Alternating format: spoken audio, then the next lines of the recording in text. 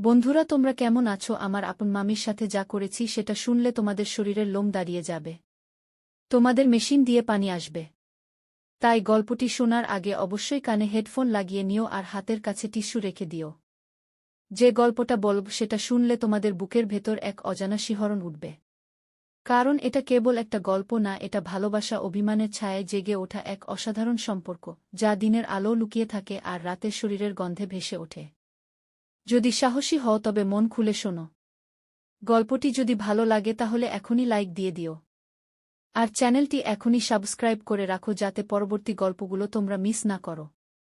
আমার নাম রায়ান। বয়স 21। বাবা মা দুজনেই মারা গেছেন। আমি ছোটবেলা থেকেই মামার বাড়িতে থাকি।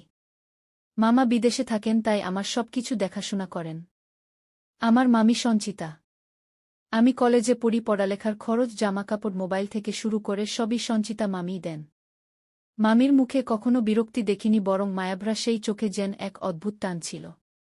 সঞ্চিতা মামি ছিলেন এক পরিপূর্ণ নারী, মাঝবয়সী, অথচ শরীরের প্রতিটি রেখায় এক অভাবনীয় আকর্ষণ ছিল। মামির গলা, চোখ, ঠোঁট মামি এমনভাবে কথা বলত যেন বুকের গভীরে কিছু ছুঁয়ে যায়। একদিন দুপুরে কলেজ থেকে ফিরে দেখি ঘরে কেউ নেই, শুধু মামি রান্নাঘরে কাজ করছে। মামির পরনে ছিল একটা হালকা নীল শাড়ি, চুল খোলা আর মুখে ঘাম জমেছিল। জানালার হালকা আলো মামির গায়ে পড়ে যেন এক মোহময় আবরণ তৈরি করেছিল। আমি চুপচাপ দাঁড়িয়ে তাকিয়েছিলাম। মামির শরীরে সেই ঘামের টান, স্নিগ্ধ সৌরভে আমার বুকের ভেতর কেমন যেন করে উঠল। মামি হঠাৎ ঘুরে তাকিয়ে বলল, কবে এলে? আমি বললাম, এই তো একটু আগে। মামি বলল, খাওয়া হবে? আমি বললাম, আপনি খেয়েছেন? মামি মাথা নাড়ল না। আমি এগিয়ে গিয়ে বললাম, আপনাকে ক্লান্ত লাগছেন, একটু বসেন। মামি বলল, এত কিছু বুঝিস? এখন তুই ছোট নেই রায়ান, এখন তুই অনেক বড় হয়েছিস। আমি একটু চমকে গেলাম। মামি এমনভাবে বলল যেন ভেতরে কিছু ছিল। আমি চুপ করে পাশে বসলাম। হঠাৎ মামি আমার কাঁধে হাত রাখল, বলল, আমি জানি তোর অভাব আছে, কিন্তু আমি তোর সব কিছুতে আছি, শুধু একবার বল। আমি মামির চোখের দিকে তাকালাম। বললাম, আপনি আমার সব। আমি জানি আপনি ছাড়া আমি কিছুই না। হঠাৎ মামি আমার গাল ছুঁয়ে দিল।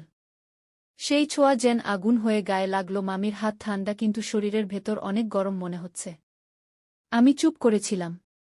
মামি বলল, ভয় পাস না। আমি তোর মামি ঠিকই, কিন্তু আমি নারী। আমারও তো একটা মন আছে, তুই কি সেটা বুঝিস না? আমি ধীরে ধীরে বললাম, আমি সব বুঝি মামি। আমি কখনো সাহস পাইনি বলার, কিন্তু আমার চোখ সব বলে দিয়েছে। আমি যতবার আপনাকে দেখেছি মনে হয়েছে আমি কিছু একটা অনুভব করছি। মামি হেসে বলল, রায়ান শোন, ভালোবাসা হয় শরীর ছুঁয়ে, মনের গভীরে ঢুকে। আজ আমি তোর সামনে দাঁড়িয়ে আছি, তুই যদি চাস তাহলে আমি তোর একান্ত আপন হতে পারি। আমি চুপ হয়ে গিয়েছিলাম, কিছু বলিনি। মামি কাছে এসে আমার ঠোঁটের একপাশে হালকা করে একটা চুমু খেল। বলল, এটা বুঝিস আদর না আহ্বান, সেটা রাতের বাতাসে টের পাবি। রাতে আমি জানালার পাশে বসেছিলাম। হাওয়ার সঙ্গে মিশে ছিল সঞ্চিতা মামির গালের সেই ছোঁয়া। আমার চোখ বন্ধ করে মনে হচ্ছিল ওর ঠোঁট আমার ঠোঁটে যেন ধীরে ধীরে নামছে। আমি জানতাম এই শুরু, আর এই শুরুতেই আছে শেষ পর্যন্ত গিয়ে হারিয়ে যাওয়ার মতো এক উত্তপ্ত ভালোবাসার গল্প। রাত তখন প্রায় 12টা। আমি ফোনটা নিয়ে বিছানায় বসে আছি। হঠাৎ স্ক্রিন জ্বলে উঠল। মেসেজ, সঞ্চিতা মামি লিখেছে, ঘুমাচ্ছ? আমি থমকে গেলাম। লিখলাম, না, আপনি বলুন। মামি কিছুক্ষণ চুপ, তারপর লিখল, আজ রাতে জানালার পাশে দাঁড়িয়ে আকাশ দেখছিলাম। হঠাৎ মনে হলো এই আকাশের নিচে কেউ একজন আমার খুব দরকার, যে আমার পাশে বসে থাকবে আর আমি তার কাঁধে মাথা রাখব।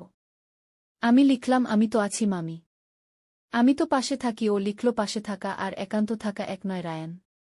আমি বললাম, আপনি কি বলতে চাইছেন? মামি লিখল, আজ তুমি দরজার বাইরে এসে দাঁড়াও, আমি বুঝে যাব তুমি আমায় বুঝেছ। আমি চুপ হয়ে গেলাম। কিছুক্ষণ চোখ বন্ধ করে শুয়ে থাকলাম। মনে হচ্ছিল বুকের ভেতর থেকে কেউ ডাকছে। আমি আস্তে করে দরজা খুলে বারান্দায় এলাম। সামনের ঘরের আলো জ্বলছে। আস্তে পায়ে গিয়ে দাঁড়ালাম দরজার সামনে। হঠাৎ দরজা খুলে গেল। সঞ্চিতা মামি সামনেই দাঁড়িয়ে, ওর মুখে অদ্ভুত শান্তি। পরনে পাতলা গোলাপি নাইটি, চুল খোলা। আমি কিছু বলার আগেই মামি হাত ধরে টেনে ঘরে নিয়ে গেল। বলল, আজ আর কথা না, শুধু আদর হবে। আমি বললাম, আপনি এতদিন কি লুকিয়েছিলেন? মামি বলল, নিজের তৃষ্ণা নিজেরই ভিতরে রেখেছিলাম। আজ তোমার চোখে সেটা খুঁজে পেলাম। মামি আমার গালে হাত রাখল। আমি চোখ বন্ধ করলাম। হঠাৎ ঠোঁটে একটানা উষ্ণ স্পর্শে আমার ঠোঁট কেঁপে উঠল। আমি জড়িয়ে ধরলাম মামিকে। তার শরীরটা একেবারে নরম, উষ্ণ। আমি বললাম, আপনি যদি থামাতে চান তাহলে এখনই থামান। মামি বলল, না রায়ান, আজ আমি তোমার হতে চাই পুরোপুরি। সঞ্চিতা মামি আমাকে বিছানায় বসিয়ে ওর পাশে এল। ওর চোখ দুটো ছিল জলের মতো স্বচ্ছ। আমি হাত ধরলাম, ও চুপচাপ ছিল। তারপর আমার বুকের উপর মাথা রাখল, বলল, এতদিন ধরে এই মুহূর্তটার স্বপ্ন দেখেছি। আমি শুধু বললাম, আজ থেকে এটা স্বপ্ন না, বাস্তব। আমি ওর চুলে হাত রাখলাম, ধীরে ধীরে ওর কাঁধে ঠোঁট ছুঁইয়ে দিলাম, সেখান থেকে গলায়, তারপর গালের কাছে এসে মুখ থামল না। ঠোঁট ঠোঁটের সঙ্গে মিশে গেল, দীর্ঘ চুমু চলল অনেকক্ষণ, যেন নিঃশ্বাস বন্ধ হয়ে এল। ওর ঠোঁটে ছিল লিপবামের হালকা স্বাদ, গায়ে এক অদ্ভুত উষ্ণতা। আমি ওকে কাছে টেনে নিলাম, ওর বুক আমার গায়ে ধাক্কা খাচ্ছিল, নিঃশ্বাস কাঁপছিল। আমি বললাম, আপনি যদি চান থামতে পারি। ও বলল, না, আমি থামাতে চাই না। আমি ওর পিঠে হাত রাখলাম, শাড়ির উপর দিয়ে, নরম ত্বকের নিচে কেমন যেন আগুন ছিল। ওর চোখ বুজেছিল। আমি ফিসফিস করে বললাম, আপনি সুন্দর। মামি হেসে বলল, আজ শুধু নাম ধরে ডাকো, সঞ্চিতা বলো। আমি বললাম, সঞ্চিতা, তুমি আজ আমার। আমরা চুপচাপ বিছানায় শুয়ে রইলাম। ও আমার বুকের উপর হাত রেখেছিল, আমি ওর পেটে হাত রাখলাম। ওর শরীরটা ধীরে ধীরে কাঁপছিল। ও বলল, তুমি জানো না কতদিন ধরে আমি এই ছোঁয়ার অপেক্ষায় ছিলাম। আমি বললাম, আমিও। সেই রাতে কোনো কথা ছিল না, শুধু শরীরের নীরবতা আর হৃদয়ের শব্দ। রাতের সেই চুপচাপ বিছানা সকালে ভাঙো সঞ্চিতা মামির দীর্ঘ নিঃশ্বাসে। আমি চোখ খুলে দেখি জানালার পাশে দাঁড়িয়ে ও তাকিয়ে আছে বাইরে। ওর গায়ে এখনো সেই রাতের আলো লেগে আছে। আমি আস্তে করে বললাম, ঘুম আসেনি। ও বলল, ঘুম আসলেও মন তো শান্ত ছিল না রায়ান। আমি পাশে গিয়ে দাঁড়ালাম, বললাম, কি হয়েছে, তুমি কাঁদছো? ও বলল, হ্যাঁ, আমি কাঁদছি, কারণ আমি তোর মামি, আমি তোর মা হতে পারতাম। অথচ আমি এখন এক নারী যার শরীরটা তুই ছুঁয়েছিস। আমি চুপ করে দাঁড়িয়ে রইলাম, কিছু বলিনি, শুধু ওর কাঁধে হাত রাখলাম। ও বলল, ভয় পাচ্ছি রায়ান। আমি বললাম, ভয় কিসের? ও বলল, সমাজের লোকদের। তোর মামার কথা চিন্তা করেছিস? একবার যদি কিছু জানে আমাকে হত্যা করে ফেলবে। তোর কিছু হবে না, কিন্তু আমি শেষ হয়ে যাব। আমি বললাম, কিন্তু আমরা তো জোর করে কিছু করিনি, আমরা কারো ক্ষতি করিনি। ও বলল, সমাজ তা বোঝে না রায়ান, ভালোবাসা বুঝলেও রক্তের সম্পর্ক ভাঙা মানতে পারে না। আমি বললাম, তুমি চাও আমি দূরে যাই? ও চুপ করে রইল, তারপর বলল, পারবি, তুই পারবি দূরে যেতে? আমি ওর চোখে তাকিয়ে বললাম, না, পারব না, কারণ তুমি শুধু আমার মামি না, তুমি আমার হৃদয়ের স্পর্শ, তুমি আমার অনুভবের ভিতরে ঢুকে গেছ। সঞ্চিতা বলল, তাহলে একটা প্রতিজ্ঞা কর, আজ থেকে যা করবি শুধু আমাদের ভেতরে থাকবে। দিনের বেলায় আমি তোর মামি, তুই আমার ভাগ্নে। কিন্তু রাতের অন্ধকারে আমি হব তোর সঞ্চিতা, তুই হব আমার রায়ান। তুই যেভাবে চাইবি আমাকে পাবি, আমি কারো স্ত্রী নই, তখন আমি হব তোর সম্পূর্ণ। আমি ওর সামনে হাঁটু গেড়ে বসে ওর হাত ধরলাম, বললাম, প্রতিজ্ঞা করছি, আমি তোমাকে কাঁদতে দেব না কখনো। আমি তোমার শরীর আর মনকে আলাদা করব না। তুমি যেদিন বলবে থাম, আমি থেমে যাব। তুমি যেদিন বলবে নাও, আমি তোমাকে নিয়ে উড়ে যাব। ও আমার গাল ছুঁয়ে বল, রায়ান, আজ রাতে আবার আসবি তো? আমি বললাম, হ্যাঁ, আজ আর কোনো ভয় থাকবে না, শুধু ভালোবাসা। তুমি আমাকে ডাকলেই আমি আসব, কারণ এই শরীরের স্পর্শে এখন আমার জীবনের তৃষ্ণা মিশে গেছে। সেই রাতে বিছানায় শুয়ে ঘুম আসেনি, আমার কানে বারবার ঘুরে ফিরে আসছিল সঞ্চিতার কণ্ঠ, রায়ান, আজ আমি তোকে ভালোবেসে ফেলেছি। এই ভালোবাসা এখন পাপ হোক আর পুণ্য, আমার কিছু যায় আসে না। রাত তখন 11টা। আমার ফোনে একটানা মেসেজ আসছে, একটার পর একটা। সবগুলো সঞ্চিতা মামি পাঠাচ্ছে। প্রথমটায় লেখা ছিল, ঘুমাচ্ছিস? দ্বিতীয়টায় লিখেছে, দরজা খোলা রাখব। তৃতীয়টায় শুধু একটা লাইন, তোমার চুমু দরকার, আজ খুব বেশি দরকার। আমি ফোন রেখে উঠে দাঁড়ালাম, আস্তে করে ঘর থেকে বেরিয়ে গেলাম, পেছনের দরজাটা খুলে দেখি সারা বাড়ি নিস্তব্ধ, শুধু ওর ঘর থেকে হালকা আলো বের হচ্ছে। আমি ধীরে ধীরে দরজার কাছে গেলাম। ভিতরে ঢুকেই দেখি বিছানায় বসে আছে সঞ্চিতা, পরনে পাতলা কালো নাইটি, চুল খোলা, চোখে একরাশ তৃষ্ণা। আমাকে দেখেই ও উঠে এসে বলল, আজ আমাকে আর জিজ্ঞেস করবি না, আমি প্রস্তুত, আমি তোকে চাই যেমন তুই চাস। আমি কিছু না বলে ওকে জড়িয়ে ধরলাম, ঠোঁটে ঠোঁট রেখে গভীর চুমু খেলাম। সেই চুমুতে ছিল আগুন, ছিল নরমতা, ছিল দুঃখ, ছিল ভালোবাসা। আমি ওকে বিছানায় শুইয়ে দিলাম। ও বলল, রায়ান, আজ আমাকে ভালোবাসার মতো নয়, প্রয়োজনের মতো ছুঁয়ে দাও। আমি ওর কাঁধ গলা ঘাড়ে একের পর এক চুমু খেতে থাকি। ওর শরীরটা নরম গরম কাঁপছিল, ওর নিঃশ্বাস বড় হচ্ছিল। ও বল, রায়ান, আমার বুক জ্বলে যাচ্ছে, তুই আমার ভিতরে ঢুক না, আমি তোকে চাই পুরোটা। আমি বললাম, আমি এখন তোর সঙ্গী, তোর স্বামী, তোর ভালোবাসার পুরুষ। ও বল, হ্যাঁ, তুই আমার, আমি এখন তোকে ছাড়া বাঁচতে পারব না। আমি ওকে পুরো শরীর জুড়ে অনুভব করছিলাম। ওর প্রতিটি উত্তাপ আমি গায়ে মেখে নিচ্ছিলাম। ওর পেট, বুক, কোমর, আমি ওকে এক মুহূর্তের জন্য ছেড়ে দিচ্ছিলাম না। আমরা দুইজন এক হয়ে গেছিলাম, তৃষ্ণায় ক্লান্ত, ভালোবাসায় পূর্ণ। রাত অনেকটা কেটে গেছে। আমি ওর কানে ফিসফিস করে বললাম, সঞ্চিতা, আমি এখন শুধু তোর, তুমি আমার সবকিছু। ও চোখে জল নিয়ে বল, রায়ান, আমি এখন তোকে ছাড়া মরেও শান্তি পাব না। আমরা দুজন চুপচাপ বিছানায় জড়িয়ে ছিলাম, জানালার বাইরে বাতাসে ছিল এক নতুন দিনের গন্ধ আর ভেতরে ছিল শুধু শরীরের ঘাম, ভালোবাসার উত্তাপ আর নিঃশব্দ চুমুর শেষ ছায়া। সন্ধ্যা নামতেই আমি ফোনে ব্যস্ত, হঠাৎ দরজার পাশে দাঁড়িয়ে থাকা সঞ্চিতাকে দেখে চমকে উঠলাম, ওর চোখ লাল, গলা শক্ত। আমি বললাম, কি হয়েছে? ও কিছু বলল না, হঠাৎ করে বলল, সেই মেয়েটা কে, যার মেসেজ তুমি দুপুরে পেয়েছিলে? আমি বললাম, কি বলছো তুমি? ও বল, আমি দেখেছি রায়ান তোমার ফোনে একটা মেয়ে হাঁটার ছবি পাঠিয়েছে, তুমি সেই মেয়ের পেছনে কেন দৌড়াচ্ছ? আমি স্তব্ধ। আমি বললাম, আমি তো কারো সাথে কিছু করিনি, শুধু এক বন্ধুর পাঠানো ছবি। ও বল, তুই বুঝিস না, আমার শরীরে যখন তুই ছুঁয়েছিলি তখন আমার মন তোকে ছুঁয়েছিল আর তুই সেই মনকে আজ আঘাত করলি। আমি বললাম, সঞ্চিতা, আমি কেবল তোমাকেই চেয়েছি, তুমি আমার সবকিছু। ও বল, তাহলে প্রমাণ দে, আজ তুই যদি সত্যিই আমাকে ভালোবাসিস তাহলে আর কারো দিকে তাকাবি না, তুই শুধু আমার। আমি বললাম, আমি আজকেই তোমাকে প্রমাণ দেব। রাতে ওর ঘরে গিয়ে আমি দেখলাম সঞ্চিতা কাঁদছে। আমি ধীরে ধীরে ওর পাশে গিয়ে বসে বললাম, চোখে জল দেবে না, আজ আমার বুকের ভিতর এক শূন্যতা তৈরি হচ্ছে, আমি তোমাকে কষ্ট দিতে চাই না।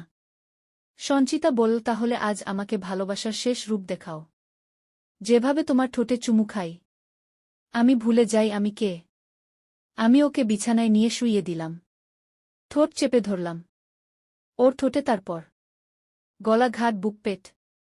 আমি ওর শরীরের প্রতিটি কোণ খুঁজে ফিরলাম, যেন আমার ছোঁয়া দিয়ে ওকে বুঝিয়ে দিতে পারি আমি ছাড়া ওর কোনো পুরুষ নেই। সঞ্চিতা চোখ বন্ধ করে আমার শরীর জড়িয়ে বলল, তুই আমার, তুই আমার, তুই আমার। পরদিন সকালেই একটা চিঠি পেলাম টেবিলের উপর। লেখা ছিল সাদা কাগজে বড় অক্ষরে শুধু একটা লাইন, আমি যাচ্ছি রায়ান, আমাকে খুঁজিস না। আমার গলা শুকিয়ে গেল। আমি ছুটে গিয়ে ঘর খালি দেখলাম, ও নেই কোথাও, ওর জামাকাপড় নেই, ঘরের ঘ্রাণটুকু শুধু পড়ে আছে। আমি ফোন করলাম, সঞ্চিতার নম্বর বন্ধ। আমি জানতাম কোনো একটা কারণে ও নিজেকে সরিয়ে নিচ্ছে, কিন্তু কেন? আমি তো কিছু করিনি, শুধু ভালোবেসেছি, সেই ভালোবাসা আজ আমায় পোড়াচ্ছে। রাতে একা বিছানায় শুয়ে ওর শরীরের ঘ্রাণ আমার কাঁধে লেগে আছে মনে হচ্ছে। চোখ বন্ধ করলেই ওর ঠোঁট আমার ঠোঁটে আসছে। আমি চিৎকার করে বললাম, ফিরে এসো সঞ্চিতা, আমি আর পারছি না। কয়েকদিন কেটে গেল। একদিন হঠাৎ দরজার সামনে সঞ্চিতা দাঁড়িয়ে কাঁদছে। আমি ছুটে গিয়ে ওকে জড়িয়ে ধরলাম। বললাম, কোথায় ছিলে? ও বল, দূরে গিয়েছিলাম যাতে নিজেকে ভুলতে পারি, কিন্তু পারিনি। আমি বললাম, আমি কি কিছু ভুল করেছিলাম? ও বলল, না, তুমি কিছু করনি রায়ান।